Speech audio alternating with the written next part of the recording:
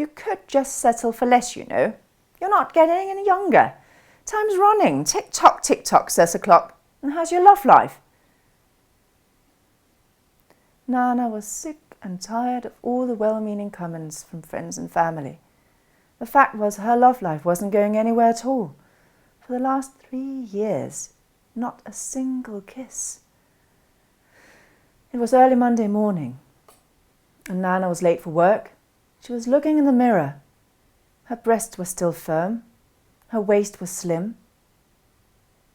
And yes, she was curvy, but no more than Marilyn Monroe or Sophia Loren had been. Surely that could be no objection to a man. She was bright and clever. The fact was, Nana did not want to settle for less. She did not want a bread earner coming home from work every day. She wanted a friend and a lover in one person. Was that too much to ask? Nana got dressed and got on her bike and went over the meadows towards the city centre. Normally she met the same people at the same hour, going in the opposite direction. But today, being late, she met somebody new. From far away she could see that he was very well built, and as he came closer, she noticed his dark hair and his kind brown eyes, and then they had passed each other. The next day, Nana deliberately decided to be late for work, and chanced that she might see him again. She did. They met for the same 3 days, and by Friday,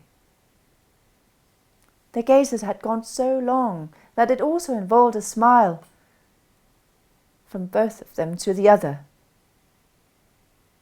And then it was weekend.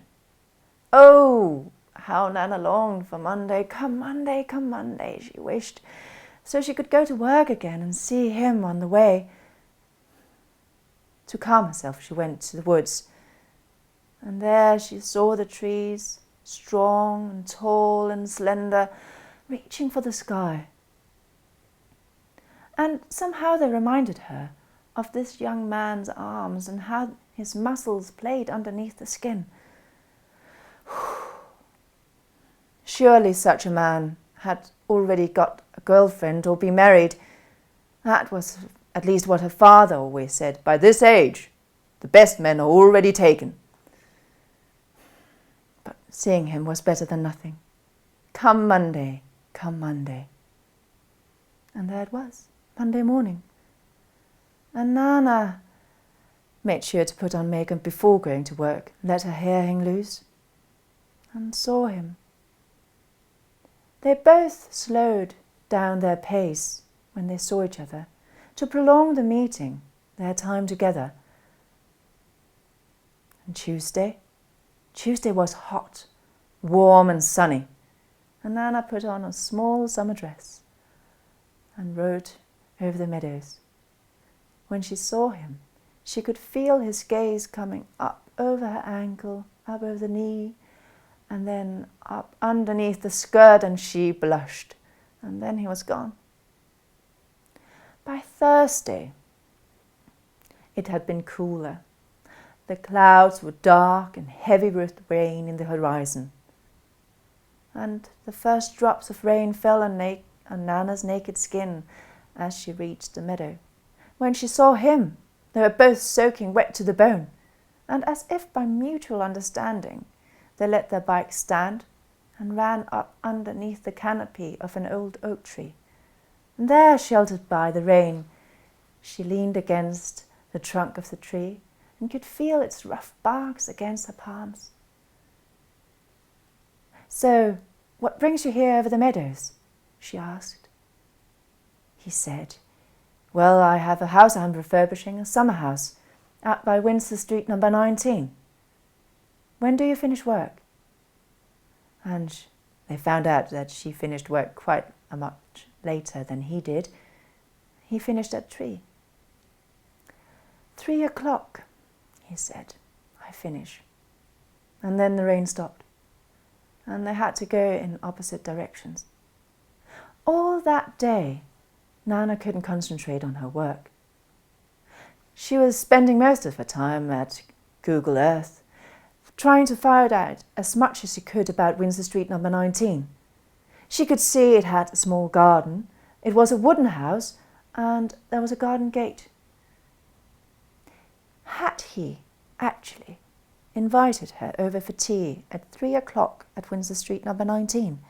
Or was it just a trick her brain was playing with her? Nana decided it was better to run a risk than lose a chance, and told her boss that she had a severe headache and had to leave early. By 2:30, she was in front of Windsor Street number 19. But there was no sound. No hammering, no drilling, nothing, just silence. Perhaps he had already gone home. She was just about to turn away and walk when she noticed him behind some raspberry bushes. He looked at her, and then he picked a raspberry between his fingertips. Hard, and yet soft and very pinkish. He placed it between his lips and looked at her. And Nana could feel it almost as if it was her nibble he had in his mouth, and not a raspberry. And then he smiled and said, "Are you coming for tea?" And she followed him up all the way to the house and into the kitchen. And there he took her in his arms, placed her on the kitchen table. Standing between her thighs, he kissed her. Nana did not have to settle for less.